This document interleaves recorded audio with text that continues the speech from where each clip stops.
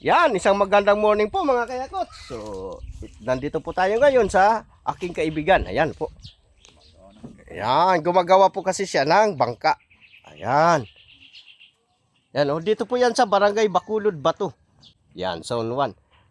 Tatanungin natin yung tagagawa nitong bangka kung ilan ang nagastos niya dito or kung ano ang mga kailangan. Ano mga kailangan natin dito? Kaibigan kong babaero. Ito yung Ah. gawa niyan. Unang Tingnan natin. yung chemical. Ayan, itong chemical.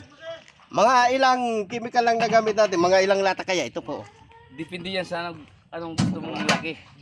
Depende Kung daw sa malaki size. yung gusto mo, medyo marami-raming latang bibili.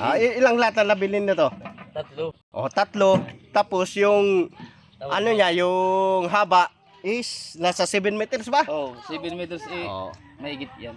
Nasa 7 meters mahigit. Tapos yung lapad niya is mga nasa 1 meter din. Tapos yan mga mga Tapos ang sack, ang mga kasangkapan po nitong ginagamit yung fiber sack daw at saka fiber mat. naubos na kasi Naubos na. Kasi ito na buo na. Yan. Yan, yan. Yan ang ginagamit namin dito sa aming barangay. Ito kasi ang hanap buhay namin. Ang hanap buhay po namin dito is mangingisda at saka yung sa ilog. At sa ilog, mangingisda at saka dito rin sa palayan. Yan, Yun, yung kasama kong isa nandun sa palayan. Ganyan lang ang mga hanap buhay namin dito. Nasa ano to? Mga ilang gastos natin dito pare? mga pakyawan, mga 22,000. Yung ano daw, pagpakyawan, ang umaabot ito sa 22,000. Pero pag Na, nag-uupa, per lata.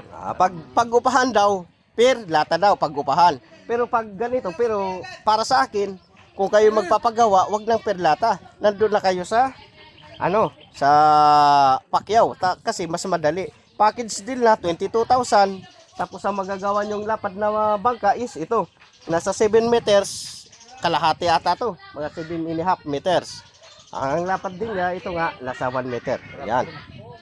Sobra maganda po ang ganito. Kung gusto nyo pong, kumontak dito sa aking kumpare. Yan, si Marlon. Gusto nyo kontakin to. Nasa, kami, Barangay Bacolod, Bato, Zone 1. Lapitan lang po kayo, lumapit lang po kayo, itanong nyo lang po ang pangalan niya, or kaya ako pwede nyo rin po akong lapitan, pwede nyo po akong itanong. Kasi madali naman po ako mahanap dito sa aming barangay. Actually po, hindi lang po siya ang marunong gumawa dito sa amin ng ganitong bangka, mas marami pa po. Ang kagandahan po nito, itong bangka na ginagawa ni Marlon is, ito po yung sinasabing sa gilid. Kasi ang nasa gilid po nito ay, yan, ito po. Ang iba po kasi, yan, ito ng aking isa, nasa ilalim, yan. Shout out lang. Shout out. Shout out lang kay Aldo at saka kay Shout out, pare. kay Alpa. Shout out din kay Maribik. Ito po. Yan, lang dito po sa may gilid na to, ito po, binabanda na po ito.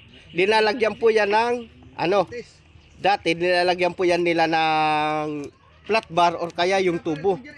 Tubo na 1/2 or kaya 3/4. Pero sila, ang ginawa nila, hindi na nila to linagyan ng tubo at saka flat bar kasi mas tipid ka na kung walang tubo at flat bar. Kasi ang tubo or kaya ang flat bar, pag inilagay mo sa may gilid na yan, pag natutubigan po yan is kinakalawang po yan.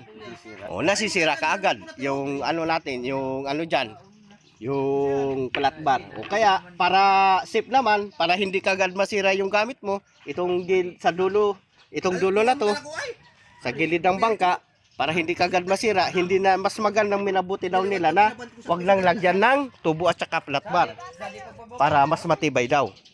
Tama nga naman kasi paglalagyan natin dito yan ng flat bar, pag mabasa, lalo na doon sa tubig, doon sa amin sa ilog, is madali yan kalawangin. Saka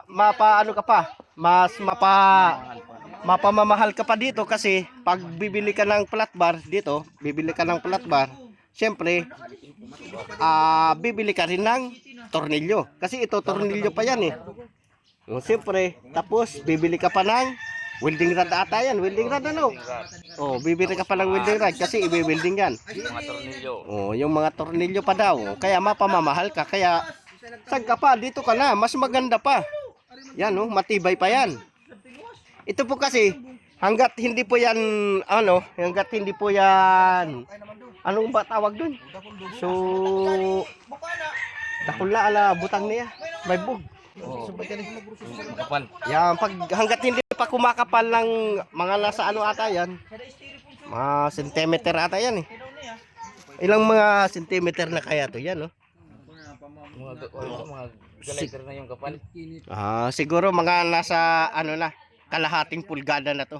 So, pag umano na sa kalahating pulgada, sa kaya nila ayusin ng gusto para gumanda, para mas matibay. Ayan. Ganyan po ang hanap buhay dito sa amin. Kasi dito po sa amin, ang hanap buhay po dito sa aming barangay is dala-dalawa. Merong sa ilog at meron din sa palayan. O, yan. Ako po, mas focus po ako ng gusto sa palayan. Bihira lang po akong pupunta sa ilog. Parang part-time ko lang yung nasa pangingisda. Ganyan lang po tayo mga naghahanap buhay. Dapat kung merong part-time, gawin natin ang paraan para mas mapaganda ang ating hanap buhay.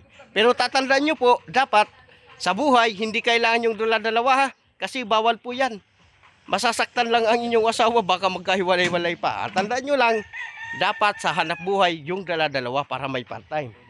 Yan, kahit ano ba daw, sabi nga basta hanap buhay. Wag lang kayong gagaya kay Janjan.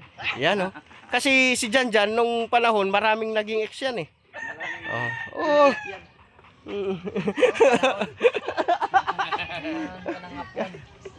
Ayan.